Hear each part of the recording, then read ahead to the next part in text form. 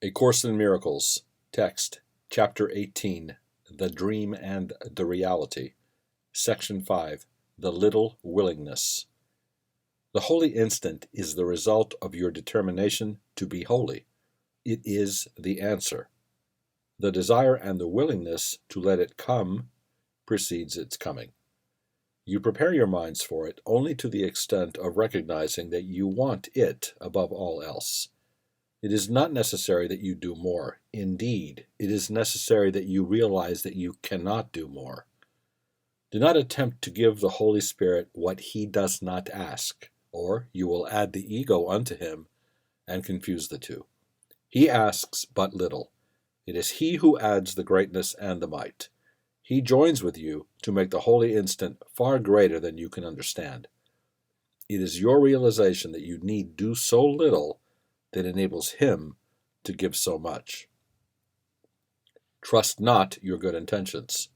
They are not enough. But trust implicitly your willingness, whatever else may enter. Concentrate only on this, and be not disturbed that shadows surround it. That is why you came. If you could come without them, you would not need the holy instant.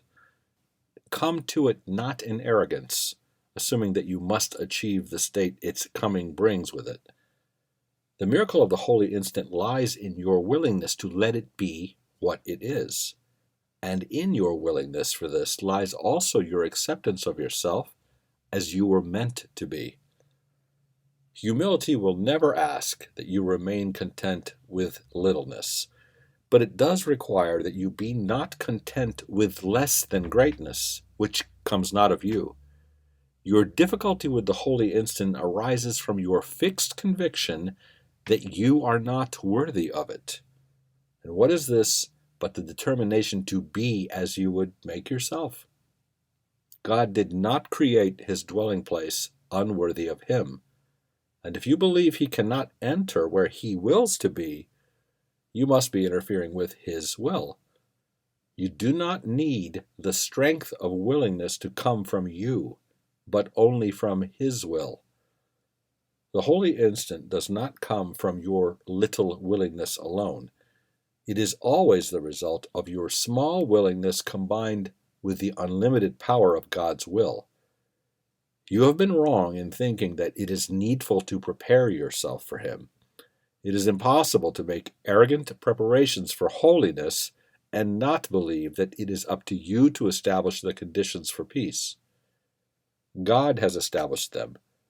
They do not wait upon your willingness for what they are. Your willingness is needed only to make it possible to teach you what they are.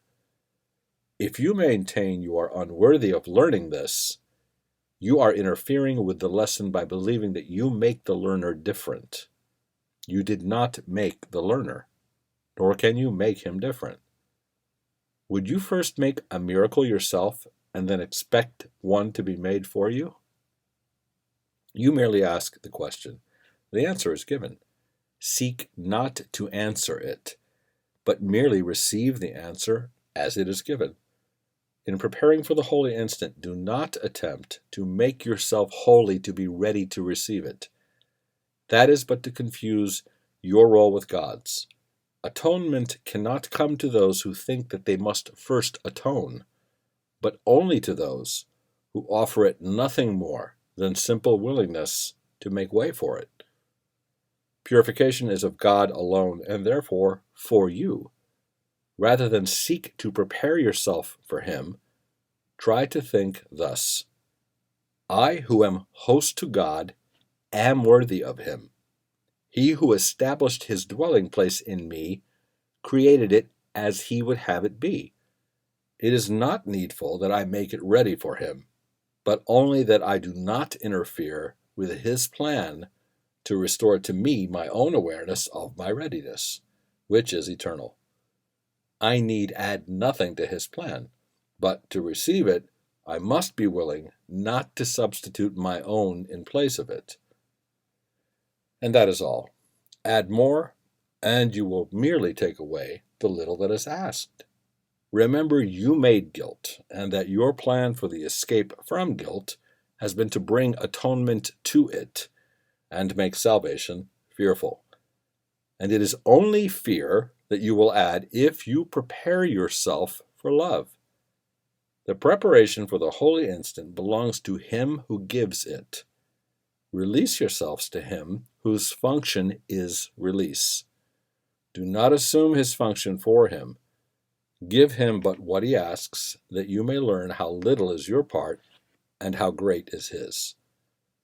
It is this that makes the holy instant so easy and so natural. You make it difficult because you insist there must be more that you need do. You find it difficult to accept the idea that you need give so little to receive so much. And it is very hard for you to realize that it is not personally insulting that your contribution and the Holy Spirit's are so extremely disproportionate. You are still convinced your understanding is a powerful contribution to the truth and makes it what it is. Yet we have emphasized that you need understand nothing. Salvation is easy just because it asks nothing that you cannot give right now. Forget not that it has been your decision to make everything that is natural and easy for you impossible. What you believe to be impossible will be if God so wills it, but you will remain quite unaware of it. If you believe the holy instant is difficult for you, it is because you have become the arbiter of what is possible and remain unwilling to give place to one who knows. The whole belief in orders of difficulty in miracles is centered on this. Everything God wills is not only possible, but has already happened. And that is why the past has gone. It never happened in reality. Only in your minds, which thought it did, is its undoing needful.